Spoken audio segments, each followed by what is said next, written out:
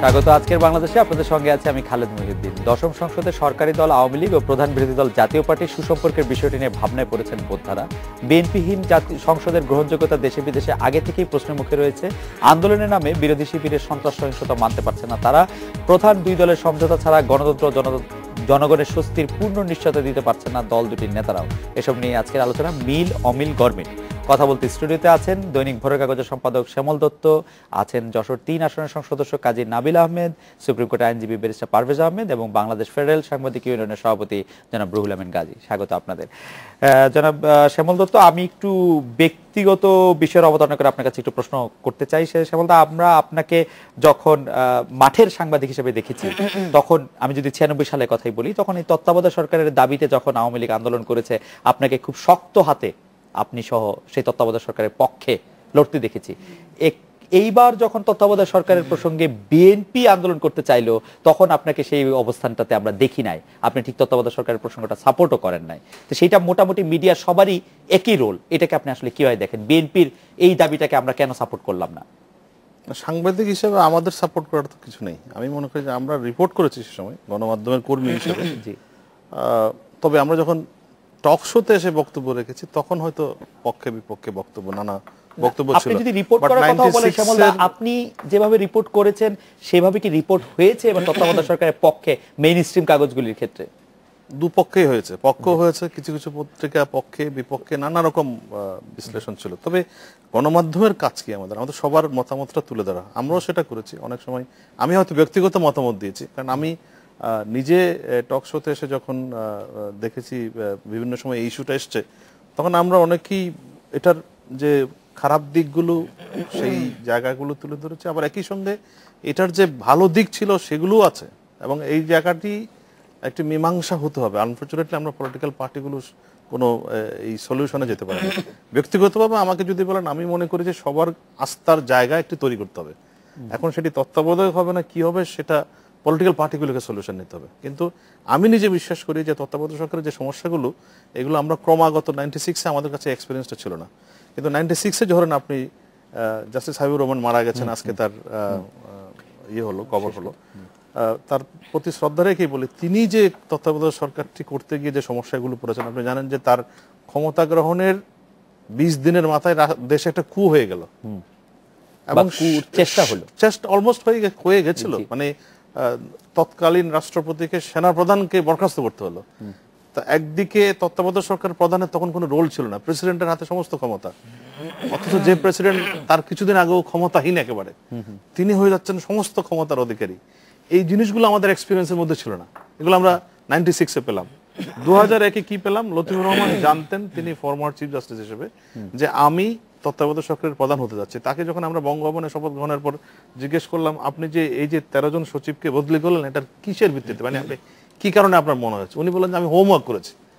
এখন একজন তত্ত্বাবধায়ক সরকারের প্রধান যিনি জানেন হবেন ইমিডিয়েট পার্ট চিফ জাস্টিস হিসেবে, তিনি যদি হোমওয়ার্ক শুরু করে দেন, এবং হোমওয়ার্ক করতে গিয়ে তিনি দেখা গেল অনেকগুলো ঘরানার লোকের সঙ্গে নানা রকম মত বিনিময় শুরু করেছেন, যেগুলো খবর পরে বেরোলো যে উনি জানেন যে উনি তত্ত্বাবধায়ক সরকারের প্রধান হবেন, এই জন্য উনি হোমওয়ার্ক শুরু করেছেন, এবং তার সঙ্গে গোপনে গোপনে সচিবরা গিয়ে মিটিং করেছিল, এই সমস্ত খবর বেরিয়ে আসলো। এটি আরেকটি দিক, তত্ত্বাবধায়ক সরকারের দুর্বলতার দিক।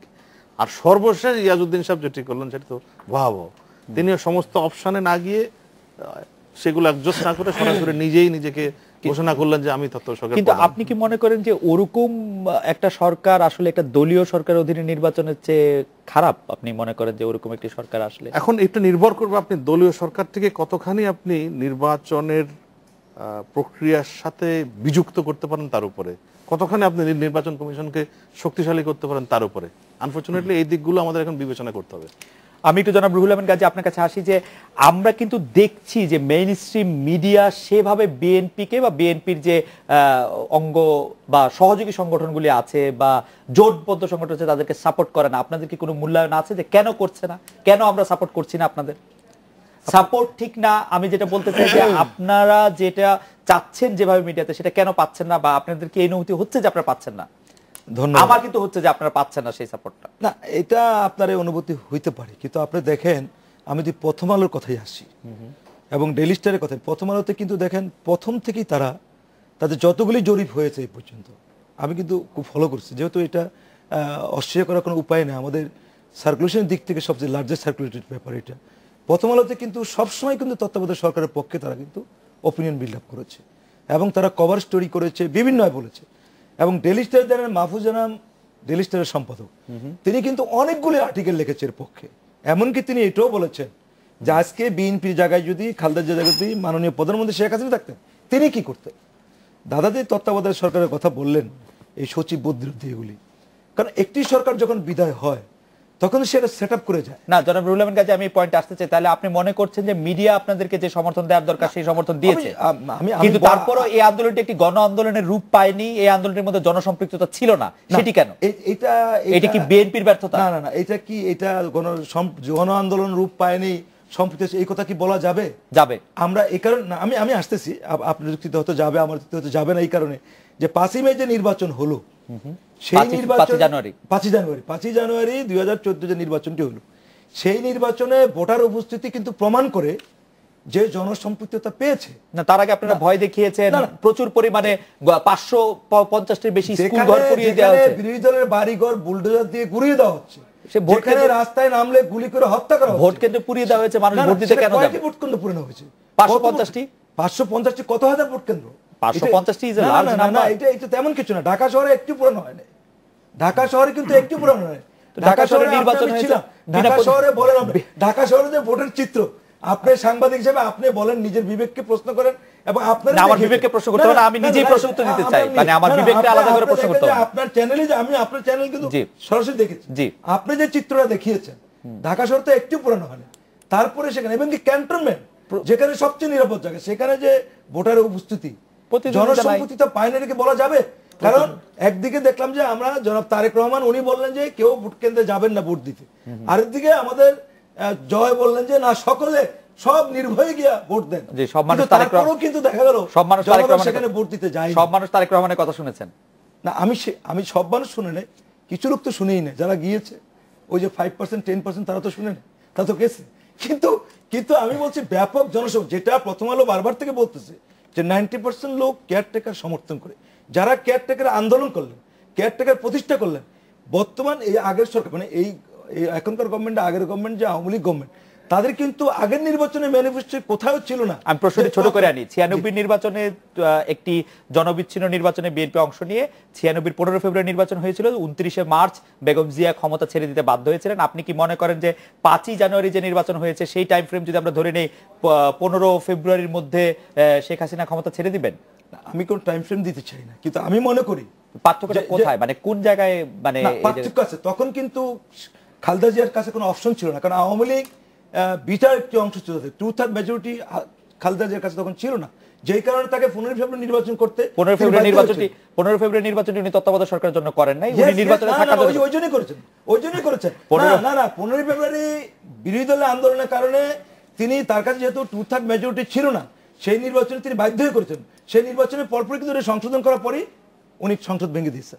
আপনাকে ধন্যবাদ। আমি একটু জনাব কাজী নাবিল আহমেদ আপনার কাছে আসি। আপনি বিনা প্রতিদ্বন্দ্বিতায় নির্বাচিত হয়েছেন, আপনি কি নিজেকে জনপ্রতিনিধি মনে করেন?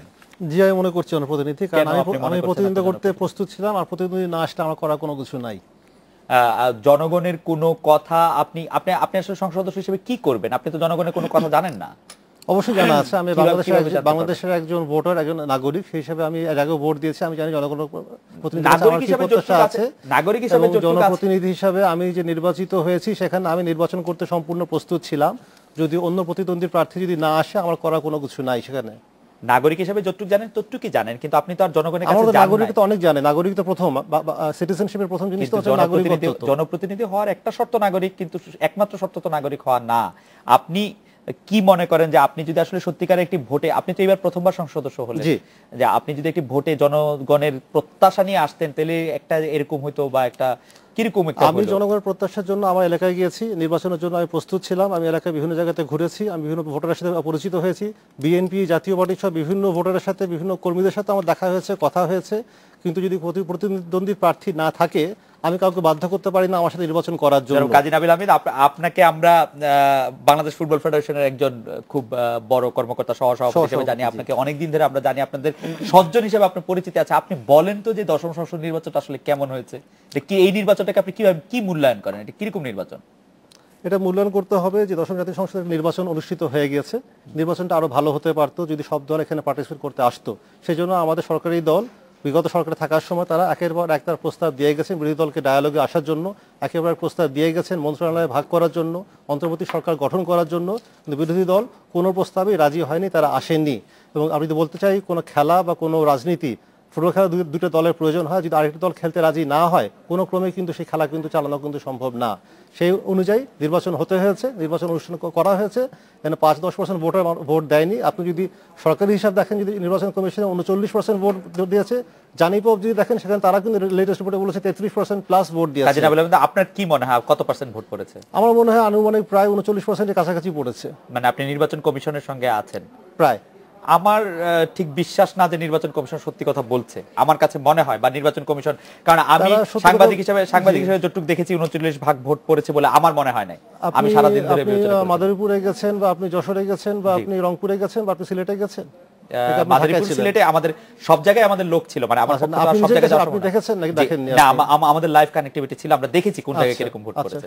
সারাদিন সেটা দেখা হচ্ছে নাকি গিয়ে 5 মিনিট? না, আমরা সারাদিন ধরেই ছিলাম প্রত্যেকটি জায়গায়। না, প্রত্যেক জায়গাতে সারাদিন তো আপনারা চেক করেন, মানে কিছু কিছু জায়গায় কিন্তু 2% ভোট পড়েছে, মাদারীপুরে কিছু বেশি ভোট পড়তে পারে। এক্স্যাক্টলি, আমার দেখা আছে কোন জায়গাতে কোন ক্যামেরা কিন্তু লাইভ 8 ঘন্টা কিন্তু ওখানে নাই, কিন্তু পার্ক করা কিন্তু দেখার জন্য কতগুলো ভোটার আসতেছে। কিন্তু তবে অনেকগুলি পত্র পত্রিকায় কিন্তু জাল ভোট দেওয়া হয়েছে বিপুল পরিমাণে, সেটা সব ধরনের রিপোর্টই আছে। যেন বলছি, যেন আমি বলছি নির্বাচন কমিশনে যেমন 39% আছে, জানিভাবে 33% আছে, ওনাদের 5% আছে। এখন এটা আপনার যেটা বিশ্বাস করতে ইচ্ছা আপনি সেটা বিশ্বাস করবেন। আমার মনে হয় যে আমি কোনটা করি আমি সেটা বলেছি। আপনি 39 ভাগের প্রতি আস্থা রাখছেন নির্বাচন কমিশনের প্রতি, আপনাকে ধন্যবাদ। আমি একটু ব্যারিস্টার পারভেজ আপনার কাছে আসি, যে আমাদের রাজনীতির একটা সমস্যা কিন্তু রয়ে যাচ্ছে যে অতি কথন। আপনি যদি খেয়াল করেন, আজকে মির্জা ফখরুল ইসলাম আলমগীর বলছেন যে বিদেশিদের সহযোগিতা নিয়ে 2008 সালে তিনি মানে শেখ হাসিনা নির্বাচিত হয়েছিলেন। এই নির্বাচনটার কথা একরকম, 2008 সালের নির্বাচন নিয়ে যেখানে কেউ কোনো প্রশ্নই তুলেনি বিএনপি ছাড়া, সেখানে যে বিদেশিদের সহযোগিতা নিয়ে 2008 সালে শেখ হাসিনা নির্বাচিত হয়েছিলেন, এই কথাটি কোত্থেকে আসলো? ধন্যবাদ খালেদ আপনাকে, আপনি খুব ভালো একটি প্রশ্ন করেছেন, যে প্রশ্নটি অনেকদিন ধরে আমাদের রাজনীতিতে ঘুরপাক খাচ্ছে, বিশেষ করে সাম্প্রতিককালে। আসলে হ্যাঁ, এটাই আপনি কিছুক্ষণ আগে বললেন না, এটা অতিকথন। তো আমি ঠিক এটাকে অতিকথন বলবো না, আমি বলবো যেটা মহাসচিব যেটা বলেছেন, উনি যদি স্পেসিফিকলি বলার চেষ্টা করে থাকেন এরকম যে আমাদের দেশে রাজনীতিতে বিদেশিদের যে অবস্থান, এবং আমরা এমন একটা ক্রাইসিস তৈরি করতে স্বাচ্ছন্দ্য বোধ করি যাতে বাইরের কোনো শক্তি আমাদেরকে সাহায্য করতে এগিয়ে আসে। সেটা আপনি ধরেন এটা মেন্টালি সাপোর্ট হতে পারে, অথবা ফাইন্যান্সিয়াল সাপোর্ট হতে পারে, অথবা পলিটিক্যাল সাপোর্ট হতে পারে, যেটা আমরা সাম্প্রতিককালে খুব প্রকট আকারে দেখছি। এখন সেই ইন্ডিকেশনটা যদি মহাসচিব করে থাকে তাহলে খুব সুস্পষ্টভাবে বলতে হয় উনি হয়তো পার্শ্ববর্তী কোনো দেশকে উনি 2008 সালে বিদেশিদের সহযোগিতা না থাকলে আপনারাই জিততেন ভোটে। এটা একটা পারসেপশনের ব্যাপার, হাইপোথেটিক্যাল ম্যাটার। না, এটা মহাসচিব এটা বলছেন, বিদেশিদের সহযোগিতা নিয়ে 2008 সালে তিনি নির্বাচিত হয়েছিলেন। এটা কিরকম কথা? আবার কথাটা আবার বলুন। 2008 সালে বিদেশিদের সহযোগিতা নিয়েই তিনি নির্বাচিত হয়েছিলেন। হ্যাঁ, এটাকে ইন্ডিকেট করা হয়েছে যে এই বর্তমান সরকার এবার যেভাবে ক্ষমতায় এসেছে সেভাবেই 2008 সালে না সেইভাবে বলেনি, বলেছে যে কম্পেয়ার করেছে যে 2008 সালে সরকার বিদেশিদের সহযোগিতা ক্ষমতা এসেছিল, সেটা বলেছে। আপনি তাই মনে করেন? না, আমি মনে করি না, মনে করি তাতে কিছু আসে যায় না। মূল ব্যাপারটা কি, আমি একটু নাবিল ভাইয়ের কথা একটু উত্তরে যাই। উনি সাম্প্রতিককালে নির্বাচিত হয়েছেন, সিলেকশনের মাধ্যমে নির্বাচিত হয়েছেন। উনি নতুন উনি ইলেকশন করেছেন, ওনার কোনো প্রতিদ্বন্দ্বী ছিল না, উনি কি করবেন? হ্যাঁ, সেটা অবশ্য উনি বলতে পারেন যদি উনি বিশ্বাস করে থাকেন যে এই কথাটাই সত্য বাস্তবে। না, উনি বিশ্বাস করবেন কি? ওনার তো প্রতিদ্বন্দ্বী ছিল না, উনি খেলার উদাহরণ দিয়েছেন, আরেকটা টিম না আসলে উনি কি করবেন? রাজনীতি আর খেলার মাঠ দুটো ভিন্ন জিনিস। রাজনীতিতে খেলার মাঠে কোনো কনস্টিটিউশন থাকে না, যেখানে কোনো আল্ট্রাভায়ার্স বলে কোনো শব্দ নেই, যেখানে ইনকনসিস্টেন্স বলে কোনো শব্দ নেই, সেখানে উনি খেলার মাঠ আর রাজনীতিকে একসাথে আনলে খুব বোধহয় এটা মানে ঠিক হবে না। কিন্তু প্রশ্নটি হচ্ছে কি, উনি বলেছেন যে উনি আপনাকেই বলছেন যে মাদারীপুর, সিলেট কিছু জায়গার নাম বললেন, উনি কি বুঝাতে চাইলেন যে ওই জায়গাগুলি কি বাংলাদেশের বাইরে, মানে ওখানে কি লাইভ কাস্ট করা যায় না? আর উনি বলেছেন যে ওইখানে অনেক পরিমাণে ভোট পড়েছে। আমি একটু বলি, 4টা জেলা বা 5টা জেলা বা 10টা জেলায় ধরলাম, 10টা জেলায় ভোট পড়ার অর্থ কি সামগ্রিক বাংলাদেশে একটা সুষ্ঠু নির্বাচন হয়েছে? 10টা জেলায় ভোট পড়ার অর্থ কি সামগ্রিক বাংলাদেশে একটা সুষ্ঠু নির্বাচন হয়েছে? এটা বলতেও তো মানে আমরা ঠিক আমি জানি না, আপনি একটা ভোট হয়েছে স্বীকার করছি আমরা, কিন্তু সেটাকে আবার ডিফেন্ড করার মতো শক্তি নিয়ে আমরা। আপনারা তো বলেছেন একজন লোকও ভোট দিতে যাবেন না, সেখানে যদি আপনাদের কথা মতো 9%, 10%, 15%, আপনারা নানা রকম সংখ্যা বলেছেন। খালেদ, আমরা কি বলে দিব যে আপনারা 10 জন যাবেন, 20 জন যাবেন না। আমরা আমাদের দাবির সপক্ষে ভোটের বিরুদ্ধে আমরা যেহেতু নৈতিকভাবে অবস্থান নিয়েছি, রাজনৈতিকভাবে অবস্থান নিয়েছি, আমরা দেশবাসীর প্রতি আহ্বান জানিয়েছি। আহ্বান জানান, আপনারা দেশবাসীকে ভয় দেখিয়েছেন যাতে ভোট দিতে না। না খালেদ, এটা আপনি বলতে পারেন না, ভয় দেখার কোনো সুযোগ নেই। রাজনৈতিক দল কখনো ভয় দেখাতে পারে না। তাহলে কি ওনারা যে 1996 সালে 15 ফেব্রুয়ারি ওনারা কি ভয় দেখিয়েছিলেন? নিশ্চয়ই না। ভয় দেখার কোনো সুযোগ নেই। এখন আপনারা ভয় দেখালে ওনারা ভয় দেখেছেন কেন? তুলনাটাই কেন আসে এটার সাথে? এটা কেন কন্ডিশনাল? রাজনীতিতে ভয় দেখানোর কোনো সুযোগ নেই, এই শব্দটি রাজনীতি। আমরা ভয় পেয়েছি ভোট দিতে যেতে। এখন আপনি একজন সিটিজেন হিসেবে হয়তো আপনার পার্টিকুলার আপনার পার্সোনাল ওপিনিয়নে আপনি বলতে পারেন, বা মিডিয়া কর্মী হিসেবে বলতে পারেন যে আমি স্বাচ্ছন্দ্য বোধ করিনি ভোট কেন্দ্রে যেতে, আমি ভোট দেইনি। এখন প্রশ্নটি হচ্ছে যে ভোট দেওয়ার পরিবেশটা বিদ্যমান ছিল কিনা, যেখানে more than half people already selected and they are declaring যে দে হ্যাভ বিন ইলেক্টেড। এখন এমন একটা জায়গায় যেখানে অলরেডি শাসক এবং বিরোধী দল দুটো দল একসঙ্গে হয়ে তারা বলছে আমরা এখানেও থাকবো ওখানে থাকবো, মানে উপরেরটা খাবো নিচেরটা। সেটা আবার পরে প্রসঙ্গ।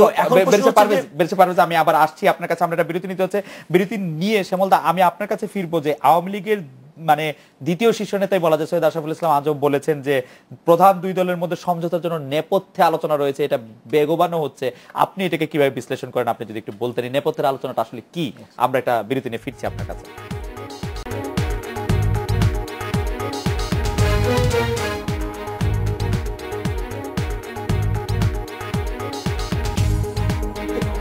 ফিরলাম আজকের বাংলাদেশে। আমাদের দর্শকদের একটা বড় অংশ শ্যামলদা বলছেন যে 5 জানুয়ারি যে নির্বাচন হয়েছে সেখানে আসলে অনেক ভোটারই আসলে অংশগ্রহণ করেন এবং সেটা নিয়ে ভোটারদের মধ্যে কোনো উৎসাহ ছিল না।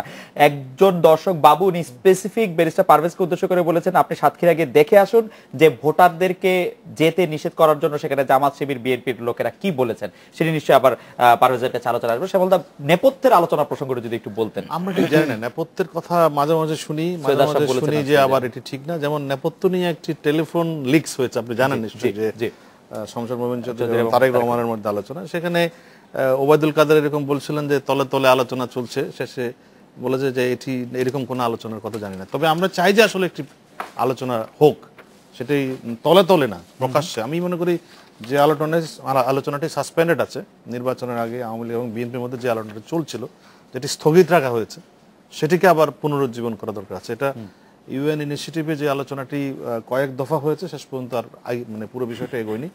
এখন সরকার গঠনের পর আমার ধারণা সরকারের উচিত হবে সেই আলোচনাটি শুরু করা, এবং সেটি যত দ্রুত শুরু করা যায় আমার ধারণা যে রাজনৈতিক সংকটের মাত্রা ততখানি কমে আসবে। আমি ঠিক জানি না আজকে ঠিক 18 দলের মিটিং ছিল, সেখান থেকে কি সিদ্ধান্ত এসছে। তবে এই আলোচনা চালিয়ে যাওয়ার ব্যাপারে আমি শমশের মোমিন চৌধুরীর একটা বক্তব্য শুনলাম বিকেলের দিকে ডিপ্লোম্যাটদের সাথে বৈঠকের পর। সেদিক থেকে এক ধরনের সদিচ্ছা দেখা যাচ্ছে বিএনপির, যে তারা আলোচনা করতে চায়। এখন সরকারের দিক থেকে সে রেসপন্ডে কিভাবে আসবে সেটি এখন দেখার বিষয়। জনাব কাজী নাবিল আহমেদ, আপনি আমাদের দর্শকরাও এই প্রশ্নটা আসলে করতে চাইছে যে এখন যে বিরোধী দল আছে সংসদে, জাতীয় পার্টি, তার সাথে আওয়ামী লীগের যে সম্পর্কটা বা বিরোধী দল এবং সংসদীয় দলের ভূমিকাটাকে আপনি কিভাবে বিশ্লেষণ করেন? আমি বিশ্লেষণ করছি এটা কিন্তু খালি আমাদের দেশেই হচ্ছে এমন না, কিন্তু অন্য দেশেও কিন্তু এটা হয়েছে। রাইট না, যদি আমরা দেখি জার্মানিতে কিন্তু খ্রিস্টান ডেমোক্রেটিক পার্টি এবং সোশ্যাল ডেমোক্রেটিক পার্টি কিন্তু গ্র্যান্ড কোয়ালিশনে কিন্তু আছে। আমরা প্রায় দেখি কিন্তু ইসরায়েলে কিন্তু liquid party, labour party grand coalition আছে। রাইট না, জার্মানিতে কোনো অপোজিশন পার্টি বা কোনো অফিসিয়াল ডেজিগনেটেড কোনো অপোজিশন পার্টি কিন্তু নাই। কিন্তু একই দলের সদস্যরাই যারা মন্ত্রিসভায় নাই, তারা যে কোনো পলিসিতে, যে কোনো বিল নিয়ে, যে কোনো নীতি নিয়ে তারা কিন্তু সমালোচনা করছে কিন্তু সংসদে, কিন্তু বুন্ডেসটাগে কিন্তু সরকারি কোয়ালিশনটার কিন্তু একই হয়তো আমরা দেখি এখানে আওয়ামী লীগ, জাতীয় পার্টি সহ অন্য যারা এই সরকারে যারা আছেন, এর বাইরে যারা সংসদ সদস্য থাকবেন, যে কোনো বিলের, যে কোনো পলিসির ভালোর জন্য, দেশের ভালোর জন্য তারা অবশ্যই কথা বলতে পারবেন। এবং কোয়ালিশন যদি সেটা মনে করে যে ন্যাশনাল ইউনিটি গভর্নমেন্ট মনে করে সেটাতে ভালো হবে, তার নিশ্চয়ই সেই প্রস্তাবগুলো তারা সেটা গ্রহণ করবেন। আমাদের আপনার অনুভূতি নিয়ে একটা প্রশ্ন করছি, সাপ্লিমেন্ট প্রশ্ন। আপনি বললেন যে প্রেসিডেন্টের কথা বললেন এবং বললেন যে এটা হতে পারে ভালো হিসেবে। আপনি আমাকে বলুন তো, ব্যারিস্টার আনিসুল ইসলাম মাহমুদ পানি সম্পদ মন্ত্রণালয়ের দায়িত্ব প্রাপ্ত হয়েছে। পানি সম্পদ মন্ত্রণালয়ে যদি কোনো করাপশন হয়, একটু বলবেন যে এটা কে ধরবে সংসদের মধ্যে, একটু যদি ব্যাখ্যা করেন। এটা আওয়ামী লীগের সংসদ সদস্যকে ধরতে পারে, অন্য দলের সংসদ সদস্য ধরতে পারে। আমি আর উত্তর দিলাম না। আপনি নিশ্চয়ই ব্যারিস্টার রফিকুলকে খেয়াল করেছেন জনাব কাজী ইকবাল। আপনার প্রশ্ন করিনি।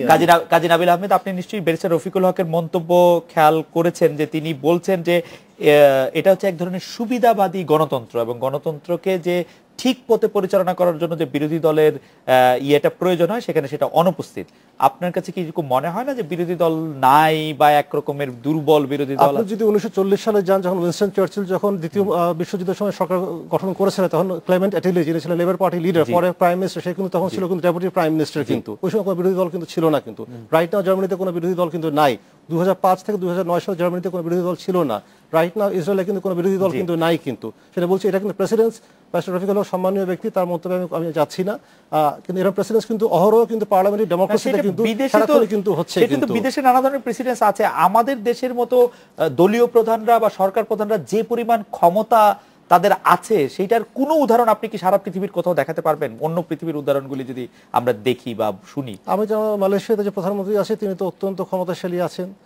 এছাড়া অনেক ডেমোক্রেসির নাম এখন বলা যেতে পারে যেখানে কিন্তু ক্ষমতাশীল আছেন।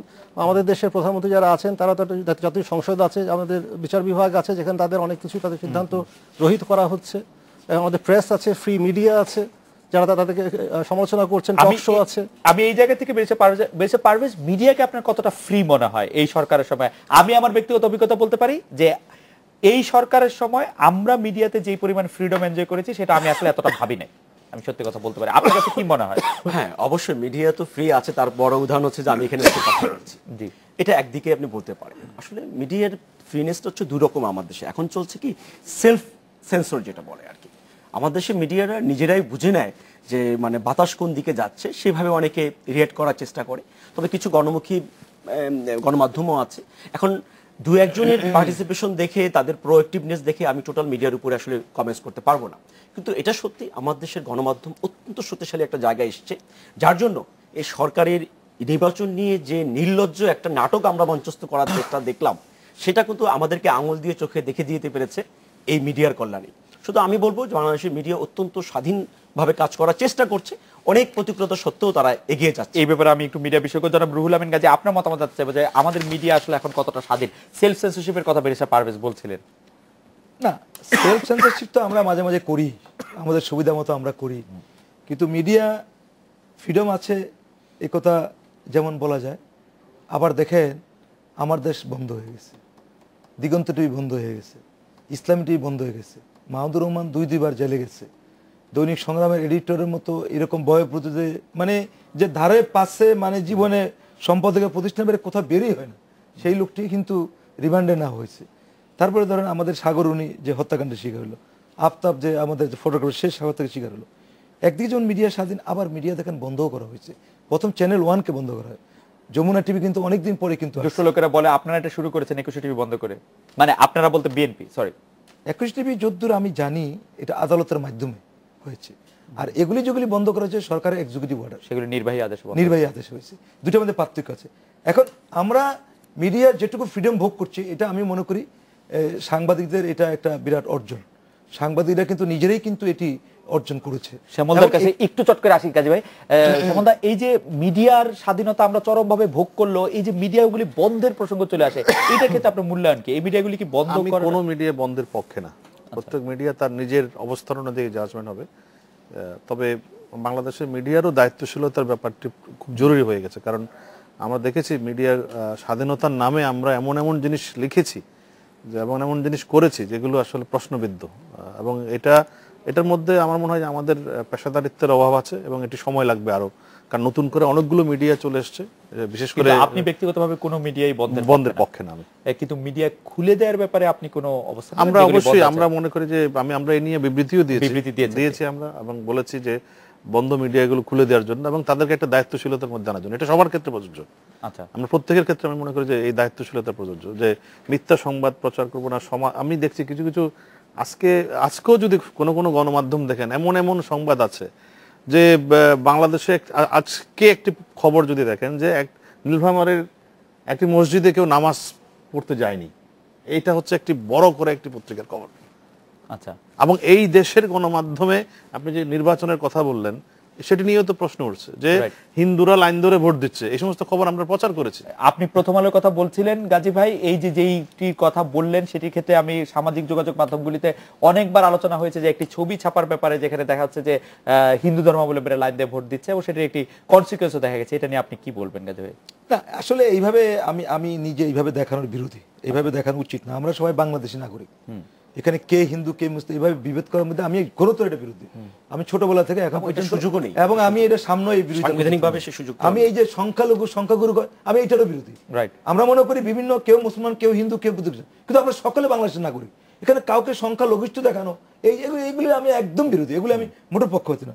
একটা জিনিস আমি শ্যামলদার সাথে বলবো, এই যে দায়িত্বশীলতা, এই দায়িত্বশীলতা মিডিয়ার দেখেন আপনি এই যে আমি একটা টিভি উদাহরণ দিই, দিগন্ত টিভি যে লাইভ প্রোগ্রামটা প্রচার করেছে, আমি কিন্তু বাসায় বসে একই সময়ে অন্যান্য টিভি চ্যানেল আমি ওই যে 71 টিভিও দেখতেছিলাম।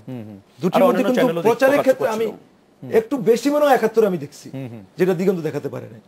এটার অপরাধটা কি হয়েছে আমি একটু বুঝতে পারি। কিন্তু গাজী ভাই আমি একটা প্রশ্ন বলতেই হবে, এই দায়িত্বশীলতা এটার অপরাধটা কি হয়েছে আমি একটু বুঝতে পারি। কিন্তু গাজী ভাই আমি একটা প্রশ্ন বলতেই হবে, এই দায়িত্বশীলতার কথা আমি বলেছি অন্যভাবে, আমি বলেছি অন্যভাবে।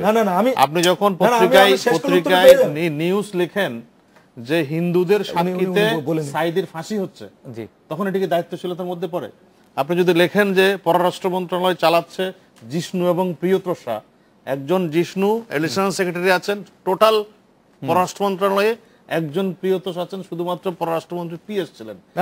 আমরা তো কখনোই শুনে নাই যে ভারতে কোনোদিন লেখা হয় যে সালমান খুরশিদ কিংবা সৈয়দ আকবর উদ্দিনরা ভারতের পররাষ্ট্র মন্ত্রণালয়।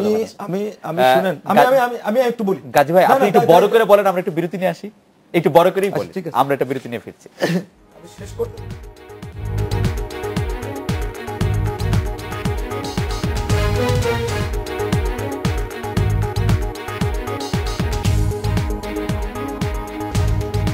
বিল্লা মাত্রে বাংলাদেশে জনাব রুহুল আমিন গাজী, আপনি মিডিয়ার দায়িত্বশীল আচরণ নিয়ে বলছিলেন। আমি শ্যামলদা যেটা আমার কাছ থেকে টেনে নিয়ে যেটা বলছেন, এটা আমি ওনার সাথে একমত। মিডিয়ার দায়িত্বশীলতা অবশ্যই আমরা কামনা করি, এবং হলুদ সাংবাদিকতার বিরুদ্ধে আমি নিজে বিভিন্ন জায়গায় আমাদের ফেডারেল সাংবাদিক সভাপতি হওয়ার কারণে আমি অনেক জায়গায় যাই, এবং সেখানে আমি কিন্তু সমস্ত ইউনিয়নে বক্তব্যটা দিই যে হলুদ সাংবাদিকতা করা যাবে না, সাংবাদিকদের দায়িত্বশীল আচরণ করতে হবে। এখন দায়িত্বশীল আচরণ দেখেন, আমাদের একটি পত্রিকার নাম বলতে চাই না, একজন তিনি প্রতিদিনই লেখে ওই পত্রিকায়, লেখে বলতেছে বাংলাদেশে 2 লাখ লোককে হত্যা করা দরকার, তাহলে পরিস্থিতি ঠিক হবে। আমি তো সেই পত্রিকা বন্ধ করিনি। এখন আমি দায়িত্বশীল আচরণের জন্য বন্ধ করলাম কোনটা, আমার যেটা বিরোধী দলের কথাবার্তা বলে বন্ধ করলাম কোনটা, যে সকল টিভি একটু বেশি হতো, দিগন্ত টিভি বিরোধী দলের কথাবার্তা একটু বেশি প্রচার করতো, ইসলামী টিভি তো আসলে কারো কথায় প্রচার করতো কিনা আমি ঠিক মতো দেখতাম না, ওটা কেন বন্ধ করে আমি এটা বুঝি নাই।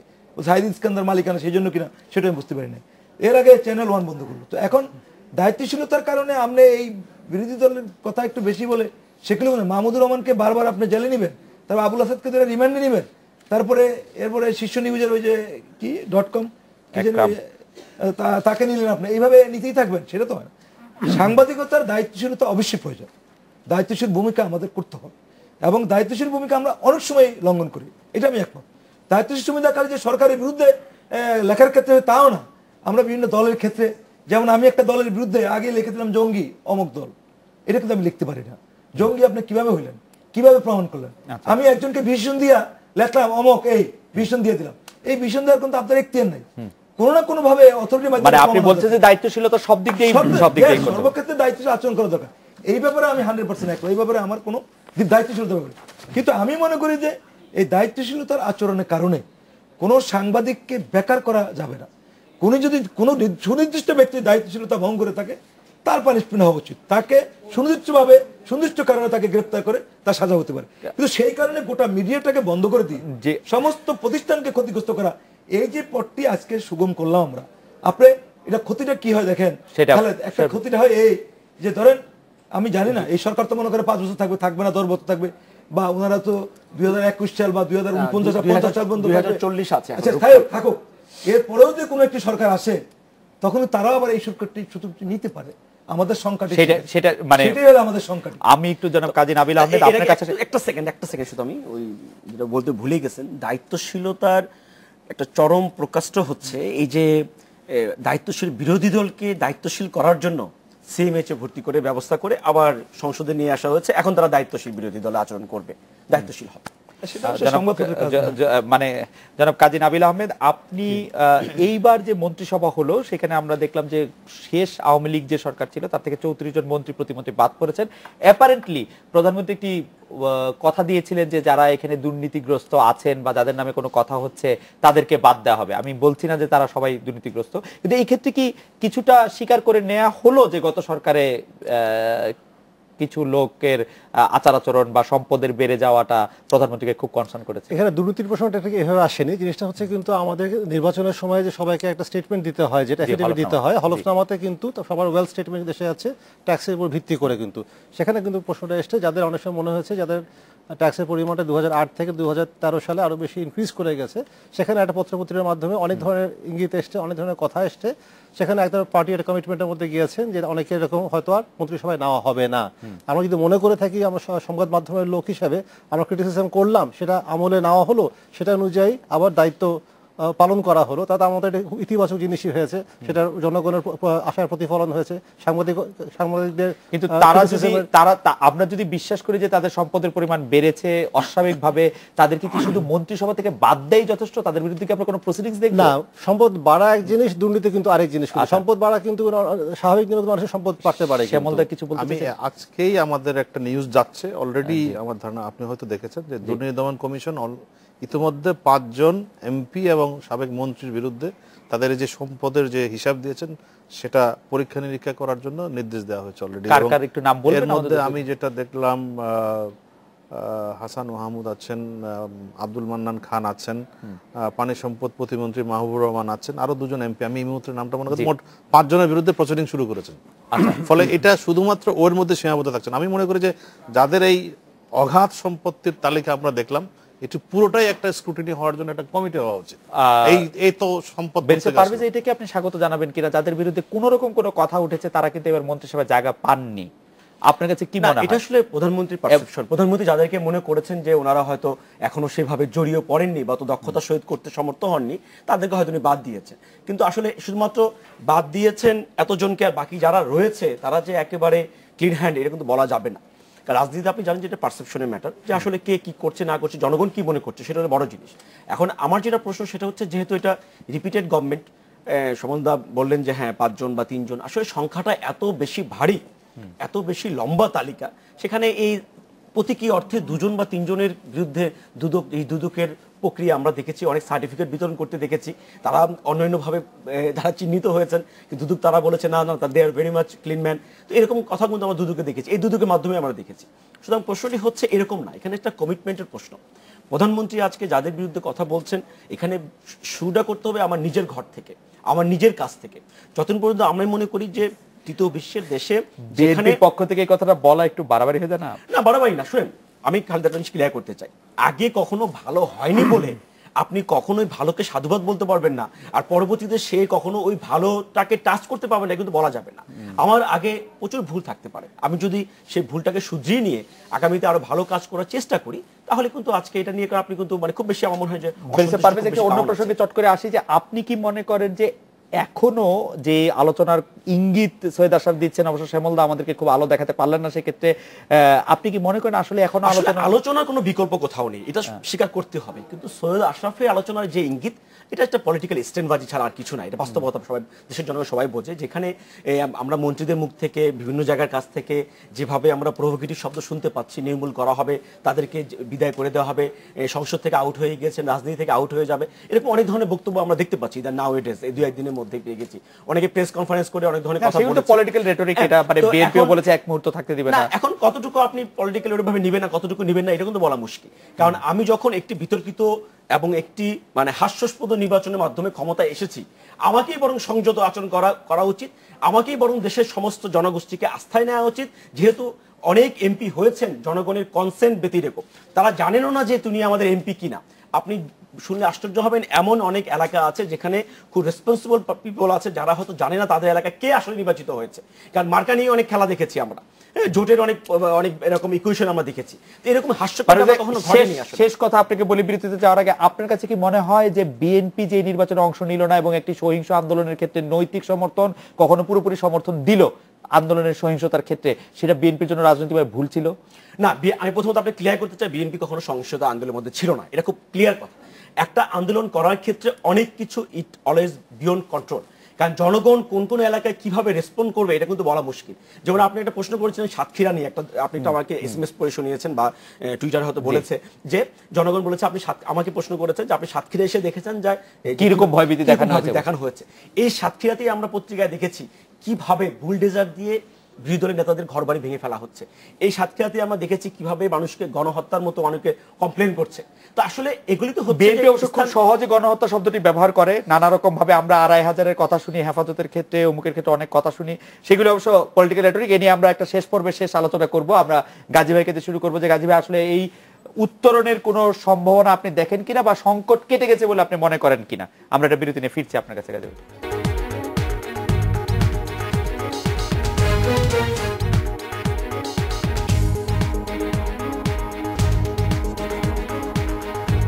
ফিরলাম আজকের বাংলাদেশে। গাজী ভাই, আমরা শেষ পর্যায়ে আছি, আপনি যদি আমাদেরকে বলতেন যে এই সংকট যদি আমরা মনে করে থাকি, এটা থেকে উত্তরণের এখন উপায় কি?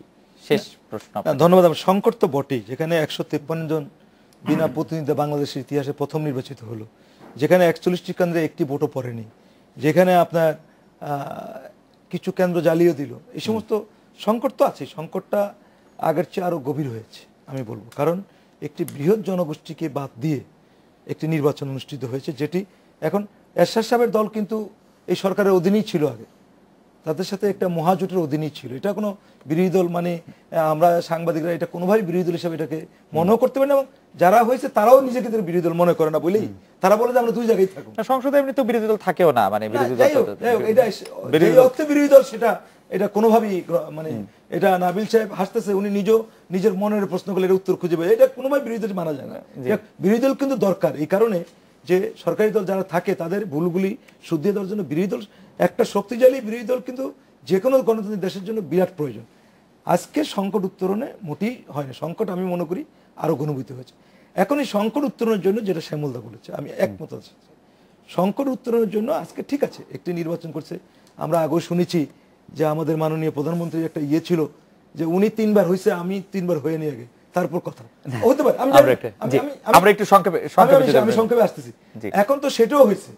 এখন আমি মাননীয় প্রধানমন্ত্রীকে বলবো যে মাননীয় প্রধানমন্ত্রী, আপনি নিজের থেকে সদিচ্ছার সাথে আসলে সংকট উত্তরণের জন্য সকলের কাছে গ্রহণযোগ্য নির্বাচনের মাধ্যমে দ্রুত সম্ভব, এটা আপনার প্রধানমন্ত্রীর কাছে সাজেশন, আপনার বিরোধী দলের নেত্রীর কাছে আপনার সরি বেগম জিয়ার কাছে আপনার কোনো সাজেশন আছে? বেগম জিয়া তো অলরেডি সংলাপের প্রস্তাব দিয়েই দিয়েছে। আচ্ছা, বেগম জিয়ার কাছে, আচ্ছা আপনি বলছেন যে বেগম জিয়া প্রস্তাব দিয়েছে, আমি বেশি পারভেজ আপনার কাছে একদম 40 সেকেন্ডে জানতে চাই, বিএনপি এখন আন্দোলনটি অবরোধ ধর্মঘট থেকে হরতাল থেকে সরে এসেছে কেন, অবরোধ করছে না কেন? না, এটা সরে আসা বলা যাবে না, কারণ একটা আন্দোলনের বিরোধিতা কেন? বিরোধিতা কৌশল, বিরোধিতা হচ্ছে যে আজকে ঈদে মিলাদুন্নবী, আজকে রাতে ঈদে মিলাদুন্নবী, সেই উপলক্ষে 2 দিন আন্দোলনের বিরতি দেওয়া হয়েছে এবং এটা কৌশলগত কারণে আজকে 18 দলীয় জোটের একটা বৈঠক আছে, দেশনেত্রী বেগম খালেদা জিয়ার বৈঠকটা অনুষ্ঠিত হওয়ার জন্যই মূলত এই আন্দোলনের বিরতি দেওয়া এবং আগামীতে কর্মকৌশল কিভাবে নির্ধারণ করা যায়। বিশেষ করে সরকার যেহেতু এখন শপথ নিয়েছে, আগে ছিল নির্বাচনকে প্রতিহত করা একটা কৌশল, এখন হচ্ছে আগামী দিনে এই সরকারের যে ব্যর্থতা আছে, এই সরকার যে আকাশ পরিমাণ যে মানে অনিয়মতান্ত্রিকভাবে ক্ষমতায় এসছে, এগুলিকে আস্থায় নেওয়া। সুতরাং এগুলি কর্মকৌশলের কারণেই আন্দোলন ভিন্ন ভিন্ন কৌশল অবলম্বনের জন্য এটা হতে পারে। তবে মূল কথাটা হচ্ছে কি, যে যত কিছুই আমরা বলি গণতন্ত্রকে কিন্তু বাঁচিয়ে করতে হবে, কিন্তু আমরা যে আজকে যেই সংবিধানকে বাঁচাতে গিয়ে আজকে গণতন্ত্রকে হত্যা করে আমরা আজকে যেই খেলাটায় মেতে উঠেছি, এটা কিন্তু একটা হোলি খেলার মতো হচ্ছে এবং এই হোলি খেলাটা কিন্তু গণতন্ত্রের জন্য কখনো স্বাস্থ্যবাদক নয়। এবং আপনাকে কিন্তু এমন একটা জায়গায় পৌঁছাতে হবে, আপনি দেশের অর্ধেক জনগোষ্ঠীকে ভোটারবিহীন রেখে অর্ধেক মানে পুরো জনগোষ্ঠীকে অর্ধেক যারা রিপ্রেজেন্ট করে তাদেরকে মতামতকে তোয়াক্কা না করে আপনি গৃহপালিত বিরোধী দল তৈরি করে এই দেশকে হয়তো সাময়িক তৃপ্তির ঢেকুর গিলতে পারবেন, কিন্তু তাতে দিয়ে কিন্তু গণতন্ত্রকে একটা ভালো জায়গায় নিয়ে যাওয়া বলে। আপনাকে ধন্যবাদ কাজী নাবিল আহমেদ। আপনি কেমন সংসদ চান বা আপনি কেমন সংসদ আশা করেন? আপনি আজকে প্রথমবারের মতো সংসদ সদস্য নির্বাচিত হয়েছেন, সেটাতে আপনার ভূমিকা কেমন হলে আপনি সবচেয়ে? আমি চাই একটি সংসদ, জাতীয় সংসদ, যেখানে 300 জন সদস্য প্লাস যে মহিলা যারা নির্বাচিত হবেন তারা সকলে উপস্থিত থাকবেন, তাদের সরব উপস্থিতি থাকবে, যে কোনো বিলে, যে কোনো আলোচনা, যে কোনো নোটিশে সবাই তাদের মতামত দিতে পারবেন এবং সবচেয়ে ভালো মতামত থেকে আমাদের যাতে করে সব বিলগুলো পরিমার্জন, পরিবর্ধন এবং সংশোধন হতে পারে সেটাই আমি আশা করি। এবং মানুষ যা চাচ্ছে, জনগণ যা চাচ্ছে সেটা যাতে করে প্রতিফলন, কিছু কথা যাতে করে সংসদের ভিতরে মানুষ সরকারকে বলতে পারে, সরকার সেই কথাগুলো শুনতে পারে, সেখানে যাতে করে ব্যবস্থা নিতে পারে। শ্যামলদা, আপনি বাংলাদেশের জন্য সবচেয়ে ভালো চিত্র কি হতে পারে বলে এখন মনে করেন এই মুহূর্তের বাস্তবতায়? এই মুহূর্তে আসলে সেরকম ভালো চিত্র আমি চোখের সামনে দেখতে পাচ্ছি না। আমি যদি অতীতও দেখেন, যে আমরা পার্লামেন্টের কথা বলছি, 91-এর পার্লামেন্টটা কিছুদিন মোটামুটি একটু সেরকম সরব ছিল, কিন্তু এরপর থেকে কোনো পার্লামেন্টে আমি ওইরকম অ্যাক্টিভ বিরোধী দল দেখিনি। এমনকি বিগত পার্লামেন্ট যেটি শেষ হলো সেখানেও মাননীয় বিরোধী দলনেত্রী বেগম খালেদা জিয়া তখন যিনি ছিলেন তিনি মাত্র 8 দিন গেছেন মোট। ফলে বাংলাদেশে কখনোই কার্যকর বিরোধী দল সংসদে কখনোই ছিল না, এখনো থাকবে সেটাও প্রত্যাশা করি না। যে এখন একদিকে আরেকটা জটিল অবস্থা, বিরোধী দলের একটি অংশ সরকারে, ফলে কি ধরনের বিরোধিতা সংসদে হবে এটাও ঠিক জানি না। আর বিরোধিতা হতে হবে কিনা সেটাও ব্যাপার না, ব্যাপারটা হচ্ছে আসলে আমরা অনেকেই 70 অনুচ্ছেদের কথা বলি, কিন্তু 70 অনুচ্ছেদটা শুধুমাত্র ভোটাভুটির ক্ষেত্রে প্রযোজ্য। সরকারি দলের সাংসদরা ইচ্ছে করলে তারা সরকারের সমালোচনা করতে পারে, যেটা আমরা গতবার কিছুটা ফজলুল আজিম একাই দেখলাম একমাত্র সংসদে কিছুটা ভূমিকা রেখেছেন, অন্যরা তেমন কেউ সেভাবে কাজও ছিল না। এখন সব ছিল স্বতন্ত্র ছিল, তাও অন্তত ভয়েসটা বিভিন্ন সমালোচনা আওয়ামী লীগের বিএনপির কেউ কোনোদিন করেন কেউ করে না। না, আর্টিকেল 70 গত সংসদে শ্যামলদার একটু ভালো বলতে পারবে, আমরা কিন্তু রাশেদ খান মেনন, তোফায়েল আহমেদকে সাংঘাতিক রকম সরব হতে দেখেছি যে সাবেক যোগাযোগ মন্ত্রী আবুল হোসেনের বিরুদ্ধে, সরকারের বিরুদ্ধে একেবারেই বলেননি তা না, সাংঘাতিকভাবে বলেছেন। তবে এবার কিন্তু আমার ধারণা যে সরকারের দায়িত্ব অনেক বেশি এবং এই প্র্যাকটিসটা আমাদের হতে হবে সরকারে। আপনি জানেন যে প্রাইভেট মেম্বার ডে একটি আছে বৃহস্পতিবার, সেদিন কিন্তু অল মেম্বার যারা সরকারের এমপি না, মানে সরকারের যারা মন্ত্রীরা সবাই কিন্তু এক কাতারে দেখেন ডু এনিথিং, যে কোনো বিলও আনতে পারে তারা। আমরা কাজী নাবিল আহমেদের থেকে আশা করব যে তিনিও নিশ্চয়ই সরকারকে অনেক প্রশ্ন করবেন এবং অনেক কিছু বলবেন। আজকের অনুষ্ঠানে আসার জন্য জনাব শ্যামল দত্ত, জনাব কাজী নাবিল আহমেদ, ব্যারিস্টার পারভেজ এবং রুহুল আমিন গাজী, আপনাদের অনেক ধন্যবাদ। ঈদে মিলাদুন নবীর শুভেচ্ছা জানিয়ে আমি শেষ করছি আজকের বাংলাদেশ। দেখা হবে আগামীকাল এই সময়। শুভরাত্রি।